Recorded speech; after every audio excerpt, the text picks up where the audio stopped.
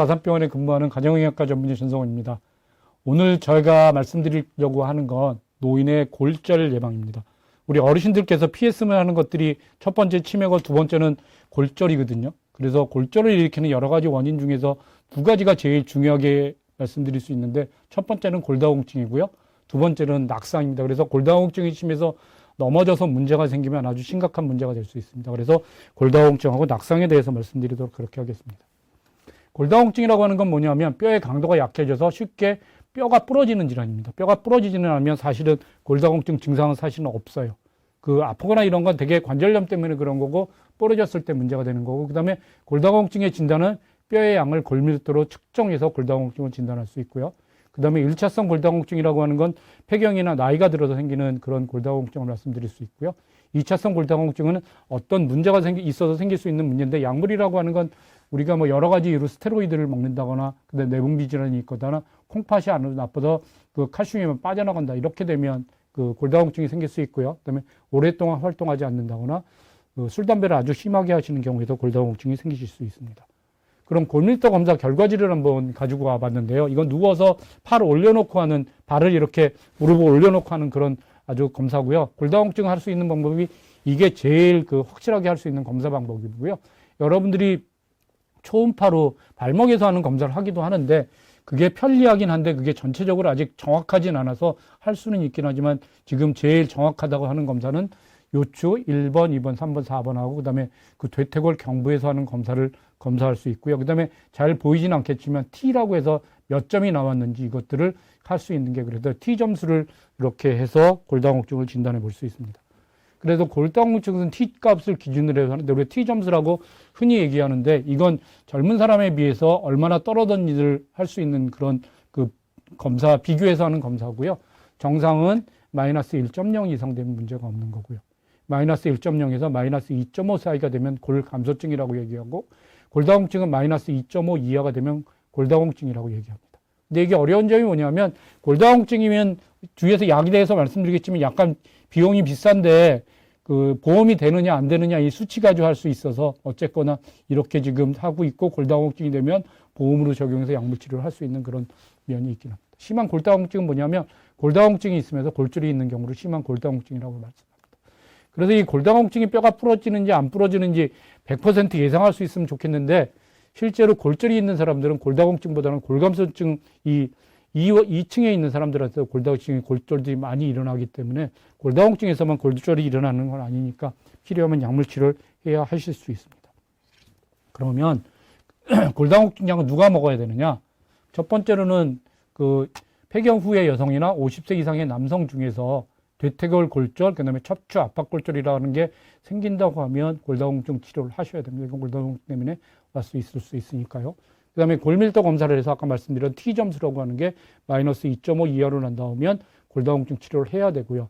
그 다음에 골감소증 환자 중에서 아까 말씀드렸던 대로 중간 1.5에서 2.5 이하인 사람들한테는 과거에 골절력이 있거나 골절력 위험이 있는 2차성 원인이 존재하고 말씀합니다. 스테로이드를 먹는다거나 아니면 신장이 아주 나쁘다거나 이런 문제가 생길 수 있고요. 그 다음에 주요 골절 위험도 프렉스 모델이라고 하는 게 대퇴골에서 3%, 주요 골절에서 20% 이상 됐을 때 골감소증 환자라도 약물 치료를 해야 되고요. 지금 이게 나와 있는 주소가 치고 들어가면 골다공증 검사를 내가 뼈가 부러지는 위험도가 얼만큼 되는지 검사해 볼 수 있는 겁니다. 제가 한번 직접 들어가서 검사를 해봤는데요. 이 지금 64세 여성이고 흡연하고 계시고 골밀도 검사에서는 마이너스 2.6 나왔으니까 당연히 골다공증 치료를 해야겠죠. 그래서 몇 퍼센트나 되는지 한번 보면, 이분은 지금 57년생이신 분이고 여자분이고 체중이 70kg고 신장이 166이니까 약간 비만한 그런 정도고요. 이전에 척추 압박골절이 있었고, 그다음에 부모님 고관절 그런 과거력은 없고요. 지금 현재 담배 피고 계시고, 스테로이드나 류마티스 관절염은 없어요. 스테로이드 제제나 류마티스 관절염 약물이 골다공증을 좀 더 유발할 수 있어서 물어보는 거고요. 그다음에 2차성 골다공증은 아니냐, 담배 많이 피지 않느냐. 그다음에 대퇴골 경부에서 말하는 게 마이너스 2.6 나왔고요. 전체적으로 골절은 1.3%로 별로 나오지 않았지, 13%로 별로 나오지 않았지만, 고관절 골절은 마이너스 4.5로 상당히 심각한 문제가 보이는 걸로 되는 겁니다. 그래서 이게 3%가 넘는다고 하면 약물 치료가 필요할 수 있습니다. 그래서 이게 선생님들이 해보고 하시는 거니까요. 여러분들이 이렇게 계산해서 할 수 있다는 걸 알아주시면 좋겠고요. 그다음에 골다공증 약이 여러 가지가 있는데 비스포포스네이트, 스포네이트라고 하는 이런 골다공증 약을 제일 많이 쓰고 우리가 흔히 말하는 골다공증은 다 이거입니다. 왜냐하면 이게 효과가 제일 좋아서 많이 쓰이고 있습니다. 그래서 골 흡수를 억제하여 골다공증에 효과가 있다고 썼는데 뼈라고 하는 건 뭐냐 하면 한쪽에서는 계속 없어지고 한쪽에서는 계속 새로 만들어서 그래서 일정한 걸 유지하는 거예요. 이게 똑같은 뼈가 아니에요. 그래서 그 뼈가 없어지는 거를 막아주면 뼈가 튼튼하게 남겨둘 수 있기 때문에 우리가 쓰고 있는 현재 대개의 약물은 골 흡수가 되지 않도록 해서 뼈가 약해지지 않도록 그렇게 해서 뼈가 골다공증을 방지할 수 있는 그런 약물이 현재로서는 대부분이고요. 물론 그 뼈를 많이 만들 수 있도록 하는 약물이 여러 가지 있긴 하지만 그건 비용이나 그 다음에 여러 가지 문제로 현재는 거의 사용하지 않는 걸로 그렇게 되어 있습니다. 그래서 비스포스포네이트로 가는 그런 성분명인 그런 약물을 보면 공복에 복용해야 되는 거 되게 20ml, 200ml 이상 복용해야 되고 3분 이상, 30분 이상 공복 유지하고 1시간 눕지 않도록 그렇게 생각해야 되고요. 그 다음에 장용제를 같이 하시는 건 식사와 상관없이 복용하고 우유와 섭취하는 것 금지, 쪼개는 게 금지입니다. 그 다음에 시럽제는 최소 30ml 이상 물과 복용하고 주사는 정맥 주사를 놓게 됩니다. 그 다음에 부작용이 여러 가지 있을 수 있는데 제일 많이 불편해 하시는 거는 그 독감 같은 증상이세요. 감기처럼 뭐 열나는 것 같다, 그 다음에 뭐 근육통이 있다 이렇게 호소하시는데 이게 지금 하루에 먹는 거, 일주일에 먹는 거, 한 달에 먹는 거, 세 달에 먹는 거, 6개월에 주사 맞는 거 이렇게 여러 가지가 있으시잖아요. 그래서 과량으로 투약되면 그만큼 이런 부작용이 심해서 많이 어려워들 하세요. 그 다음에 위장장애가 있는데 식도염, 위궤양 이런 게 있을 수 있고 식도 협착이 있는 경우에는 골다공증 약을 주지는 않습니다. 그 다음에 우리가 이제 이 골다공증 약을 먹을 때 많이 물어보게 되는 게 의사들이 물어보는 게 뭐냐면 내가 임플란트 하러 병원에 갔는데 골다공증 약 드시고 계세요? 이런 질문을 많이 받으실 거예요. 그래서 이 턱뼈에 골괴사증이 생긴다거나 그 다음에 우리가 골다공증 약물 치료하고 있는데 어느 날 갑자기 넓적다리가 많이 아파서 갔는데 뼈에 금이가 있더라. 이런 일이 생기기도 합니다. 그거는 국내 발생 0.04%니까 10,000명당 뭐 서너 명이니까 많지는 않으니까 이것 때문에 약물 치료를 안 할 정도는 아니긴 하지만 그렇긴 하지만 이런 것들이 여러 가지 문제를 유발할 수 있다는 건 의사들은 잘 알고 있습니다. 그래서 그 골다공증을 굉장히 오랫동안 복용한 다음에 발생하기 때문에 골다공증을 이렇게 계속 먹어야 하느냐 그것들이 고민인 겁니다. 이런 문제가 생길 수 있으니까 그래서 3년에서 5년이 지나면 이분이 지금 골다공증이 문제가 골절의 위험도가 얼마가 있느냐 골절의 위험도가 그다지 크지 않다면 이걸 끊어볼 수도 있고 1, 2년 끊어볼 수도 있고요. 그 다음에 골절력이 위험이 있는 경우라면 그냥 계속 먹어야 되고 그 다음에 여러 가지 부작용이 생겼다고 하면 이 약을 끊어야 될 수도 있으세요. 그럼 다른 약으로 바꾼다거나 골절의 위험도가 얼만큼 심한 거나 그 다음에 얼만큼 위험하거나 이런 걸 해서 그 골절의 위험도 그 다음에 턱뼈 괴상 위험 여부에 따라 결정하게 되고요. 골절 위험인 경우에는 이 약을 끊더라도 다른 약을 쓸 수 있는 약들이 있으니까 그런 약을 대체해서 약물 치료를 하도록 그렇게 권해 드리고 있습니다. 그 다음에 여성분들한테 여성 호르몬을 쓸 수 있는 여성 호르몬 대체요법이 있는데요. 부작용으로 잘 알려져 있는 게 자궁암이나 자궁내막, 그 다음에 심혈관이 막혀서 그 혈관 질환이 생길 수 있는 게 어려움이 있어요. 그래서 자궁이 있는 여성에게는 그 자궁내막암이나 이런 걸 막기 위해서 여성 호르몬, 남성 호르몬이 복합된 그런 약물 제지를 하고요. 자궁이 없는 여성에서는 여성 호르몬만 치료합니다. 그래서 효과는 어떠냐면 골밀도가 증가하고 1001년에 굉장히 많이 상승하고요. 처음 호르몬 요법을 하는 여성에서 많이 증가합니다. 확실하게 골절이 감소하죠. 지금 이 여성 호르몬 요법에 대해서는 여러 가지 의견이 많이 있습니다. 산부인과 선생님들을 중심으로 해서는 이게 지금 폐경이 됐을 때 이 여성 호르몬 치료를 하면 여성다움을 유지한다거나 여성 호르몬이 많이 줄 수 있는 여러 가지 좋은 이점을 가질 수 있고요. 그 다음에 젊음을 유지하는 그런 효과가 있기 때문에 여러 가지 위험이 있으니까 갱년기 증상이 아주 심한다거나 그 다음에 뭐 부부관계 문제 어려움을 겪는다거나 이런 갱년기 증상이 심하다면 호르몬 치료를 적극적으로 하는 걸 권해드리고 있고요.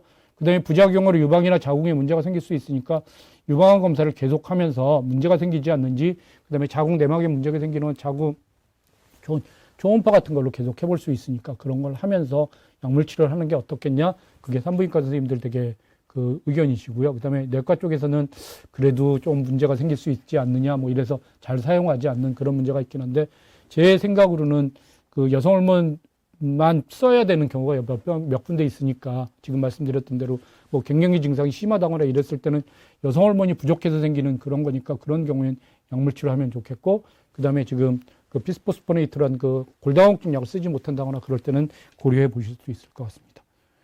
이제 그래서 다음에 개발될 얘기 뭐냐면 여성분들한테 그 여러 가지 문제가 생기니까 자궁암이나 유방암의 발생을 줄이면서 그 다음에 뼈는 그 강도를 측정해서 골절을 감소할 수 있는 선택적으로 여성 호르몬 제제가 나와 있는 게 있으세요. 그래서 이런 것들을 사용하게 되면 그 뼈의 그 여성 호르몬 역할을 높이기 때문에 뼈 강도가 증가하고 골절을 감소시킬 수 있는 그런 작용을 하고요. 그다음에 심혈관계 뇌졸중, 혈전, 색전증의 증가는 위험해서 이런 것들을 예방할 수 있도록 그렇게 약물 치료를 권유합니다.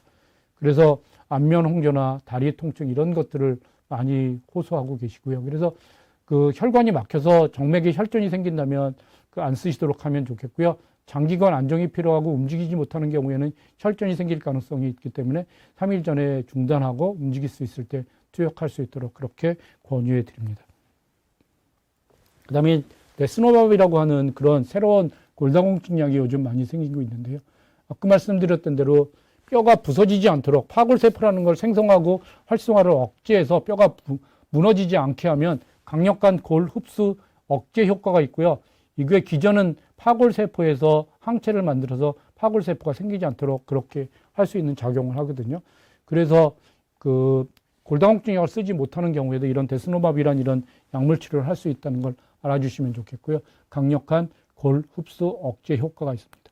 그래서 골다공증에서 다시 요약해서 말씀드리면 첫 번째로는 그 폐경 이후의 여성들, 그 다음에 나이가 드신 남자분들한테 그 체중이 적게 나가거나 술, 담배를 많이 하신 분들한테 생길 수 있으니까 골밀도 검사에서 골다공증 치료가 필요하면 골다공증 치료를 그 적극적으로 하시면 좋겠고요. 그래서 그 약물 치료가 필요하면 할 수 있도록 그렇게 하시면 좋겠습니다. 그다음에 칼슘이나 비타민 D가 골다공증 예방에 도움이 되실 수 있으니까 만약에 여러분들이 병원에서 사서 드시거나 아니면 그 영양제로 드신다면 칼슘이나 비타민 B 같은 거를 사서 드시도록 그렇게 하시면 좋겠습니다. 다음으로는 낙상에 대해서 한번 말씀드리도록 하겠습니다. 낙상은 뭐냐면 넘어지거나 떨어져서 몸이 다치는 겁니다. 그 다음에 미끄러지거나 이렇게 되고요. 그 다음에 남자 노인한테는 뇌출혈이 많은 것 같고 여자 노인은 엉덩이뼈 골절이 많습니다. 그래서 엉덩이뼈 골절이 저희가 상당히 제일 피하고 싶은 건데 뭐 쉽게 말씀드리면 그 목욕탕에서 살짝 미끄러져서 엉덩방아를 쪘는데 엉덩이뼈가 부러져서 그 다음에 움직이지 못하고 여러 가지 심각한 일이 생깁니다.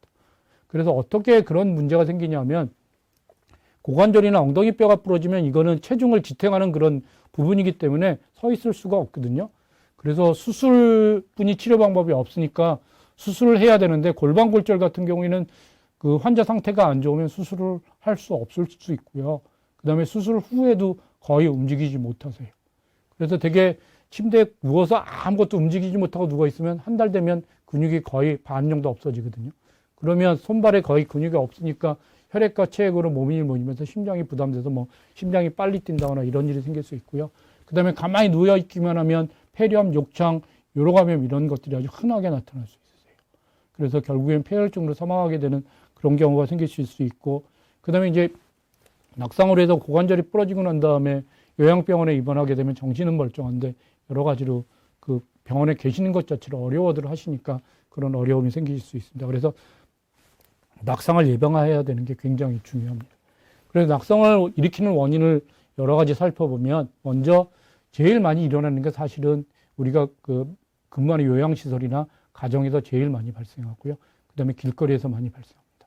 집에서는 화장실, 미끄러운 바닥, 계단 이런 데서 많이 넘어지고 요즘 침대 생활을 많이 하시면서 그 침대에서 떨어져서 그 다치는 경우도 많이 있고요. 그 다음에 요즘 문턱이 거의 없어지는 아파트도 많이 생겼는데 보도나 문턱에 걸려서 넘어지는 그런 일이 생기니까 이걸 예방하기 위해서는 침대 그 화장실 같은데 미끄러지지 않도록 미끄럼 방지 매트 같은 거 깔았으면 좋겠고, 그 다음에 문턱 없앨 수 있으면 문턱을 없애는 그런 거를 할 수 있도록 그렇게 하고요. 시설에서는 넘어지지 않도록 옆에 뭐 잡을 수 있는 발을 만든다거나 그런 노력을 하도록 그렇게 하고 있습니다.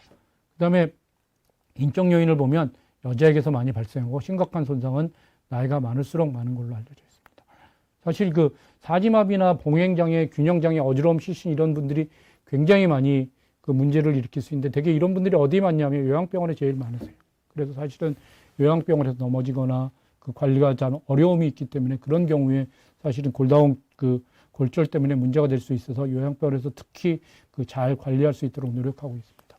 그 다음에 먹는 약도 문제를 일으킬 수 있는데 갑자기 일어났다 어지러움증이 생긴다거나 이러면서 그 넘어지는 경우가 꽤 많이 있을 수 있습니다. 그다음에 그래서 그런 경우가 되게 어떤 경우냐면 혈압약이라든지 수면제라든지 이뇨제, 전립선약 이런 것들인데 이게 되게 어떤 경우냐면 혈압이 너무 떨어져 있어가지고요.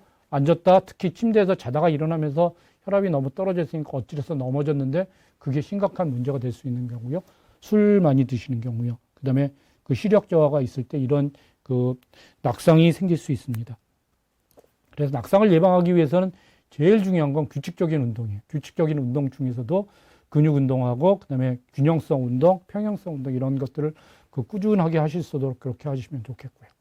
그다음에 지금 먹는 약 중에서 그 유발 약물은 없는지 잘 관리했으면 좋겠습니다. 특히 남자분들 같은 경우에는 전립선 약물이랑 혈압약이랑 같이 드시면 어지러움증이 굉장히 많이 생길 수 있고 그다음에 밤에 주무시다 소변보를 한두 번 깨게 되는데 그런 것들이 문제가 될 수 있고요. 그다음에 시력이 잘 안 보이면 그 걸리거나 이런 것들이 안 보여서 문제가 되실 수 있으니까요. 그런 것들을 예방할 수 있도록 잘 관리해 주시면 좋겠고요. 아까 말씀드렸던 대로 집안에 여러 가지 문제가 생길 수 있으니까 미끄럼 방지턱이라든지 이런 것들을 잘 관리할 수 있도록 그렇게 협조해 주시면 좋겠어요. 그래서 이제 결론적으로 말씀드릴 게 뭐냐면 골다공증 예방을 위해서는 약물 치료가 필요하면 약물 치료했으면 좋겠고 그다음에 골다공증을 진단해야 되니까 폐경 이후에 그다음에 그 남자분들 같은 경우 60세나 65세 이상 되면 골다공증이 문제가 생기지 않은지 한 번쯤은 검사해 보시도록 그렇게 하시면 좋겠고 약물 치료가 필요하다고 하면 적극적으로 치료하면 좋겠고 그다음에 의사들이 여러 가지 부작용이 생길 수 있는 걸 어떤 약물을 치료할지 잘 알 수 있으니까 그렇게 하시면 좋겠고요. 그다음에 이제 실제로 넘어지는 건 골다공증에다 넘어지는 것 때문에 문제가 생길 수 있으니까 낙상이 생기지 않도록 집안의 환경 개선해서 고쳐주시면 좋겠고 그다음에 운동 열심히 해주시고 그다음에 먹는 약물 중에서 우리가 그 어지러움증을 유발해서 그 넘어질 수 있는 그런 약물은 없는지 선생님들께 잘 물어봐서 그런 약물을 드시고 계신다면 필요해서 먹는 약이니까 끊지 못하겠지만 과하지 않도록 그렇게 잘 관리하셔서 우리가 뼈가 부러지는 일이 없도록 그렇게 잘 관리해 주시면 좋겠습니다. 이걸로 마치겠습니다. 감사합니다.